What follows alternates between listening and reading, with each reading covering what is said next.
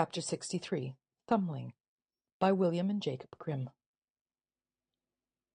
Once upon a time there lived a poor peasant, who used to sit every evening by the hearth poking the fire while his wife spun. One night he said, "How sad it is that we have no children. Everything is so quiet here, while in other houses it is so noisy and merry." "Ah," sighed the wife, "if we had but only one, and were he no bigger than my thumb, I should still be content, and love him with all my heart." A little while after, the wife fell ill, and after 7 months a child was born, who, although he was perfectly formed in all his limbs, was not actually bigger than one's thumb. So they said to one another that it had happened just as they wished, and they called the child Thumbling.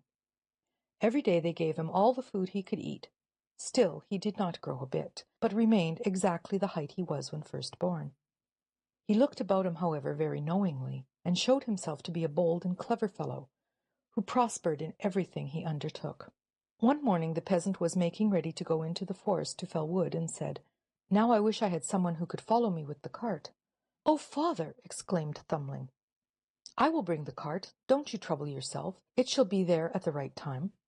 The father laughed at this speech, and said, "How shall that be? You are much too small to lead the horse by the bridle." "That matters not, father, if mother will harness the horse. I can sit in his ear and tell him which way to take." "Well, we will try for once," said the father. And so when the hour came, the mother harnessed the horse and placed Thumbling in its ear, and told him how to guide it.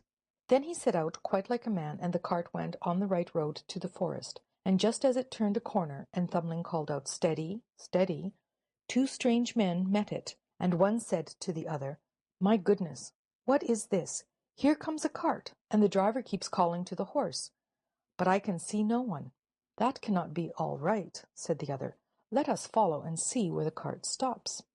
The cart went on safely deep into the forest, and straight to the place where the wood was cut. As soon as Thumbling saw his father, he called to him, "Here, father, here I am, you see, with the cart. Just take me down."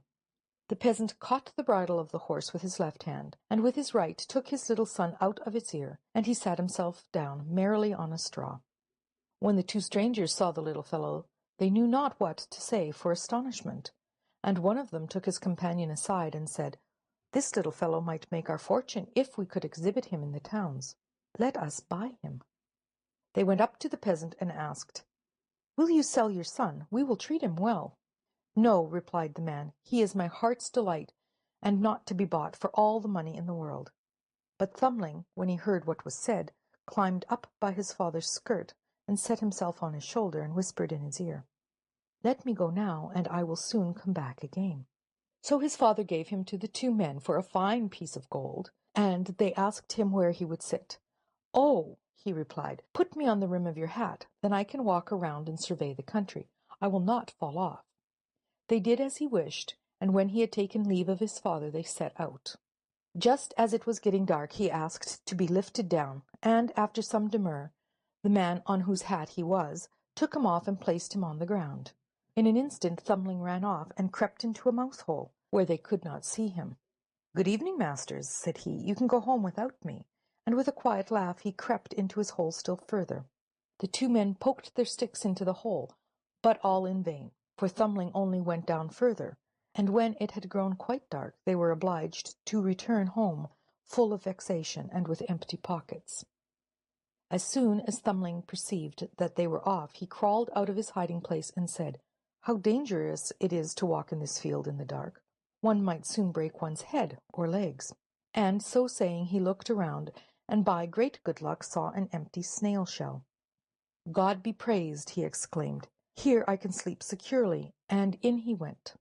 Just as he was about to fall asleep, he heard two men coming by, one of whom said to the other, "How shall we manage to get at the parson's gold and silver?" "That I can tell you," interrupted Thumbling. "What was that?" exclaimed the thief, frightened. "I heard someone speak." They stood still and listened, and then Thumbling said, "Take me with you, and I will help you." "Where are you?" asked the thieves.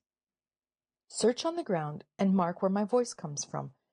The thief looked about, and at last found him, and lifted him up in the air. "What, will you help us, you little wight?" they said.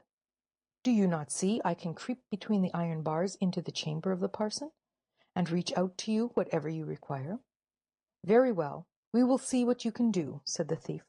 When they came to the house, Thumbling crept into the chamber and cried out with all his might, "Will you have all that is here?"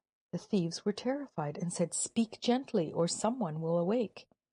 But Thumbling feigned not to understand, and exclaimed louder still, "Will you have all that is here?" This awoke the cook, who slept in the room, and sitting up in her bed she listened. The thieves, however, had run back a little way, quite frightened, but taking courage again, and thinking the little fellow wished to tease them, they came back and whispered to him to make haste and hand them out something. At this Thumbling cried out still more loudly, "I will give you it all, only put your hands in." The listening maid heard this clearly, and springing out of bed, hurried out at the door. The thieves ran off as if they were pursued by wild huntsmen, but the maid, as she could see nothing, went back to strike a light. When she returned, Thumbling escaped without being seen into the barn, and the maid, after she had looked round and searched in every corner without finding anything, went to bed again, believing she had been dreaming with her eyes open. Meanwhile Thumbling had crept in amongst the hay, and found a beautiful place to sleep, where he intended to rest till daybreak, and then go home to his parents. Other things, however, was he to experience, for there is much tribulation and trouble going on in this world. The maid got up at dawn to feed the cow. Her first walk was to the barn, where she took an armful of hay, and just the bundle where poor Thumbling lay asleep. He slept so soundly, however, that he was not conscious, and only awoke when he was in the cow's mouth. "Ah, goodness!" exclaimed he, "however came I into this mill?" But soon he saw where he really was. Then he took care not to come between the teeth, but presently slipped quite down the cow's throat. "There are no windows in this room," he said to himself, "and no sunshine, and I brought no light with me." Overhead his quarters seemed still worse, and more than all he felt his room growing narrower as the cow swallowed more hay. So he began to call out in terror, as loudly as he could, "Bring me no more food! I do not want any more food!" Just then the maid was milking the cow, and when she heard the voice without seeing anything, and knew it was the same she had listened to in the night, she was so frightened that she slipped off her stool and overturned the milk. In great haste she ran to her master, saying, "Oh, Mr. Parson, the cow has been speaking." "You are crazy," he replied, but still he went himself into the stable to see what was the matter, and scarcely had he stepped in when Thumbling began to shout again, "Bring me no more food! Bring me no more food!" This terrified the parson himself, and he thought an evil spirit had entered into his cow, and so ordered her to be killed. As soon as that was done, and they were dividing the carcass, a fresh accident befell Thumbling, for a wolf, who was passing at the time, made a snatch at the cow, and tore away the part where he was stuck fast. However, he did not lose courage, but as soon as the wolf had swallowed him, he called out from inside, "Oh, Mr. Wolf, I know of a capital meal for you."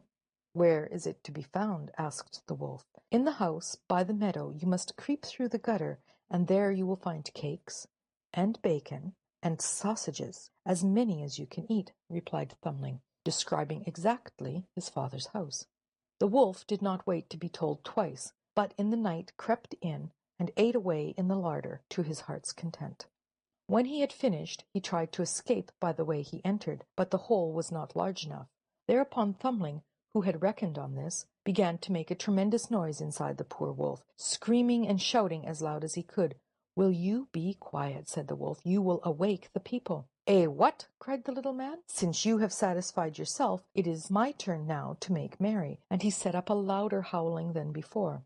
At last his father and mother awoke, and came to the room and looked through the chinks of the door, and as soon as they perceived the ravages the wolf had committed, they ran and brought the man his axe and the woman the scythe.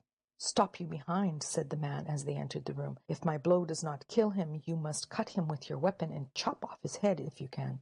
When Thumbling heard his father's voice, he called out, "Father dear, I am here in the wolf's body." "Heaven be praised," said the man, full of joy. "Our dear child is found again."